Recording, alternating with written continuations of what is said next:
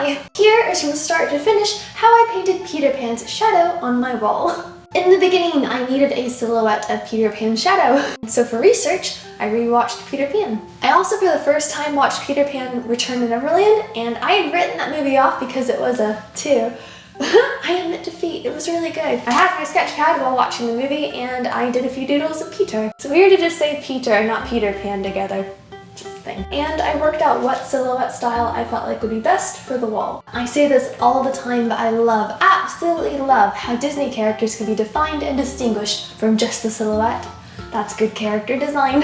I decided to have one of his legs bent and one leg straight, and I started with both hands on the hips, and the more I looked at it, the more, it's like when you look at a word, it just starts looking not like a word. That was the hands on the hips, both of them. So I opted for just one hand on the hip, because this is a very Peter Pan position. But it just didn't look right the more I looked at it. So I was gonna fight a pirate or something. Because it is just a silhouette, I did exaggerate the hair a little bit, added little details of where the collar would be, where the belt would be, just to give a bit more definition because we do just have a silhouette here. And here is the design of Peter Pan that I came up with. And now we draw this big. I did not have a big enough piece of paper, so I have taped together my posters. Yay!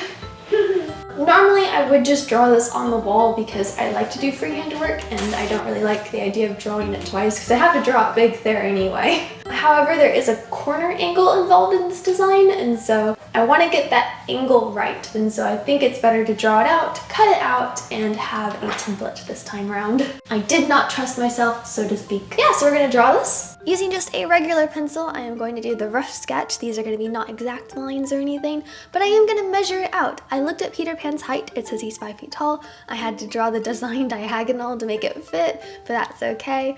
Trying to be a bit more proportional and exact with these ones. We're going to contemplate whether or not we actually drew the ear well enough for a while. Then we take the marker out. The marker is used to go for the lines that I'm actually going to use because of the rough sketch, obviously there's lines you're not going to use, and I want to know what I'm going to be cutting out. So we go all around here. It looks more impressive on camera than it looks in person. It's a bit messy in person. Let's go up close here to see, but it's okay. Now we get to cut it out. Yes, I'm using 2 pairs of scissors, one for the larger cuts and one for the more detailed. That's why I'd rather just draw it on the walls. It's too much hassle. I don't want to sound pathetic, but the action of this actually just kind of hurts this muscle. Aha. Luckily, I don't have to make the lines too smooth because I'm going to smooth them out with the actual paint lines. This is definitely more hassle than if you just draw the design right on the wall. However, making a big template like this for a wall mural or something, one means that you can put it in multiple places, if you have a friend who also wants a Peter Pan on their wall, and you have the ability to decide more on positioning or mirroring because you could just turn it right over and be like, oh, I like that direction better. Aha!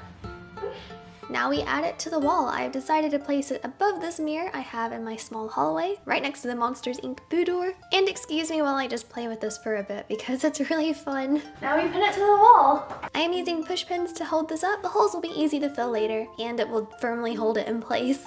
Ooh. Oh, you're going right to the light. This might be it. Well, that's gonna be cool though. Oh, actually, I like it. Sometimes I get an idea and I don't know if I'm actually going to like it. I'd rather like this. And we're going to outline it using a colored pencil. I do recommend a colored pencil over a graphite pencil because the colored pencil will not bleed into the paint. And we just go all around the design. You might have to hold it down in a few places, but it's okay. It's all good. At this point, I'm really excited just to see how it turns out. Once that's done, we remove the template. And all done there. So now we have to paint it. Where I've decided to put Peter Pan actually has 2 different tones of paint. We have the wall color, which is a natural beige, and we have the ceiling color, which is a pure brilliant white. Luckily, I have kept both of these colors. I always keep extra paint. So I'm literally going to take a little bit of each one and add the same amount of black and purple paint to each one. The reason I'm adding the purple is just to give it a little bit of a lift in tone, so it's not quite as gray. And now we paint the wall, and I'm making sure the paint is flat. What I mean here is that I'm putting it on very thin rather than thick, so the paint doesn't have brush strokes or definition to it that is different from the wall. We want it to look flat and consistent. You do need 2 coats of paint because 2 coats always just makes it better. Sometimes it means you're painting the same design twice literally, but it's okay. And now I just paint it in. I'm literally just doing that, filling it all in with color, and then once I'm done, I'm gonna go back and erase the colored pencil lines just to make sure it has a nice clean finish.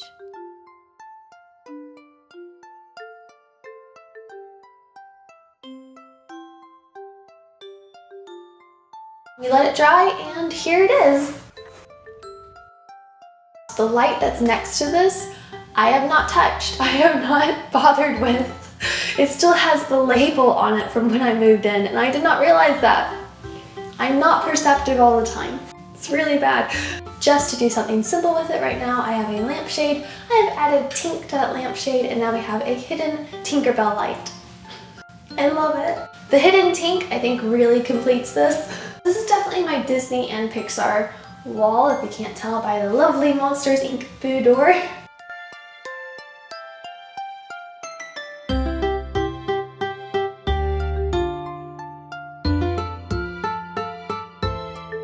Definitely gonna probably make this hallway even more Disney from now on and just really go for it. It'll be okay. But I also have this lovely sitting room over here that I want to know what to do with. So let me know your ideas and we'll see what happens.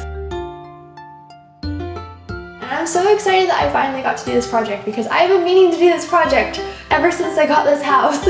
Yeah, but thank you for watching. I hope you enjoyed the video and I will see you again next time. Bye, goodbye, bye.